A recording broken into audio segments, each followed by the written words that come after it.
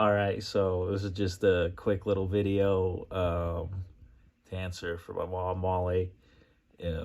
Kind of, if Devin maybe could have generated a little more interest from college's senior year, and I think he could have if we gave him a little more help, a little different circumstances on offense, because a lot of the time we were, running pretty much this right here, and we had two people couldn't shoot up here, and he just pretty much was facing three line here on everything, and really tried to hit these gaps, which really put him in a hard place for just to get through that. He was pretty much going 3-on-1 all the time, just kind of rolled the ball out to him. But I think if you just gave him a little bit different circumstances, you really could have done something pretty good by the numbers. So here, if you just had this, and all we're doing here is just changing the base offense you'd be running. And so, if you put Devin up top, you put Caleb up here, put me down low on the block, John, and you got Vince over here in the corner, and Chris over here in this weak corner. And honestly, this should have been the base offensive set. They didn't really like this idea or whatever. They had their way they like to do it. But I think if you gave Devin a little more space, he definitely could have got a lot of interest and would have put up a lot different numbers. This is just going to be going off the season stats, like the possessions we had as a team, everyone's percentages they shot, including all like the turnovers and stuff, which I think likely Devin's percentages probably go up. There's probably less turnovers just for everyone if you just kept a little more professional spacing here. And the concept is just pretty much a pick and pop up top, the low man on the block and the corner spaced. And it doesn't really matter. Like if you were, say, like a 1-3-1 or whatever, same sort of deal. He sets this screen. It'd be the same concepts. If you engage this, you hit the corner, etc. So I'll just go over the standard pick and roll coverages people play in a man defense, because when you're spaced like this, it doesn't really matter if you're man and zone. You gotta, same sort of deal. So if we just have Caleb come up to set a flat screen, Devin could go right or left. Let's say they drop it right, put this defender down to kind of help contain the drive. He chases over, and Caleb's popping over here, right to the weak thing. Caleb was good at that mid-range shot. Devin going downhill was always a great play. So right there, you'd hit Caleb for a pop. If you shot this shot every time, for context, the base offense scored 58 points per game. If, let's say, obviously wouldn't, but just to put in context, let's say you did this play every time, hit Caleb, he shot that mid-ranger. If you did that all game instead of 58 points per game, you'd come out to 73.01. So that's a drop, or like same thing if they hedged out on Devin here, you hit this pop, because you just, Devin was so explosive going downhill, you had to get 2 on the ball. Same thing if, they send this screen and they stick a guy keeps with Caleb on this pop when, Devin's coming downhill with the screen. If the help comes over here, you hit the corner. If you hit the corner with Vince there every time, instead of 58 points per game, it'd come out to 73.42 points per game. If you come off here, Devin coming down here, he always finished over help anyways. But Devin, if he just drove and shot this, if we get Devin a shot going to the rim there, that's the best player offense could get. It comes out to 82.02 points per game. If you just sagged off and let him shoot this 3 every time, you'd come out to 72.2 points per game.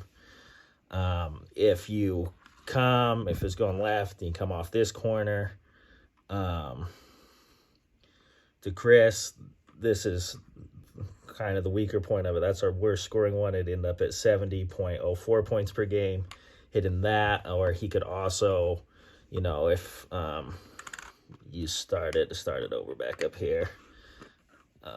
Let's say, you're coming, Caleb sets this screen, Devin's coming, they cover the pop, come over here. Chris could also, you can catch it, you can pop back out, you can post it up for, if you hit me, that's 81.68 points a game. If you just hit this post up every time.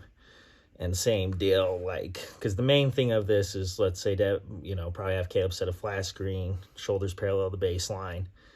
Devin, no one could stand in front of him anyways. If you gave him a little screen for help and he's getting downhill just for this drive, that makes it really hard on defenses. Like we said, 82.02 points a game on if you did it every time for a Devin drive. And obviously you could hit this dump off. Devin was really good at this dump off. He could skip both those passes to the corners. These are all passes he could, made all the time on film. Let's say you switch this thing. If he's coming here, let's say they're switching. This is an easy slip. You could get Caleb coming downhill on a 2-for-1. Or Devin could just pull it out, and then he's attacking their third best defender. Let's say they came over with help right here. And then you'd have this dump off. If I could seal this guy, if I couldn't, you could skip it to the corner. So that's all the X's and O's on it. And let's say this is just your base offensive set, right? This is just what you vanilla open up every possession with. And let's say Devin shoots it 6 out of 10 times, passes 40% of the time. And let's say the defense made him make the pass that got him the least assists per game. It would come out to, they made him skip it to a corner for the threes, and he got the least assists possible off this. It would come out to 9.79 assists per game. And that would go along, let's say, shot at 60% of the time. And this is going off his in-season stats when he's, pretty much was facing a triple team here every time. If he shot it 60% of the time, just with his regular true shooting percentage, all the threes, all the stuff, with his turnovers, he'd end up with 35.14 points per game. So if you just kind of let Devin run this offense and just attack the help and score, you by the math, just off of what he scored his senior season, he'd end up with 35 points a game and 9 assists a game, which will get you tons of look from anywhere. And you could drop this down like 5-10 points for, if you wanted to run, if you wanted to say shot less or something. But still, he'd go, and this would be good for everyone too, just off these numbers, if this is your base offense, and Devin's shooting at 60% of the time, passing 40% of the time, it's not actually taking anything away from anyone else either. Like, for example, I would have went from 19 points to 22 points a game, so, I'd be up 3 points per game. And the team offense, if you distributed all these easy, would go from 58 points per game to, if you probably wouldn't distribute Devin's passes easily, but if you did distribute them evenly, then the team as a whole would score about 74.76 points per game, just as a team average instead of 58. So you get a big jump in scoring. And if they made us take the worst shot we could every time, just by the percentages from last season, it would still go to, for the worst shot, you'd still end up at 70.04 points per game as a team. And you'd have Devin putting up these sorts of crazy numbers. And so anyways, if you average, just rounding those to the nearest whole number, if you average 35 and 10, you'll get offers from lots of places, even if it's 1A basketball.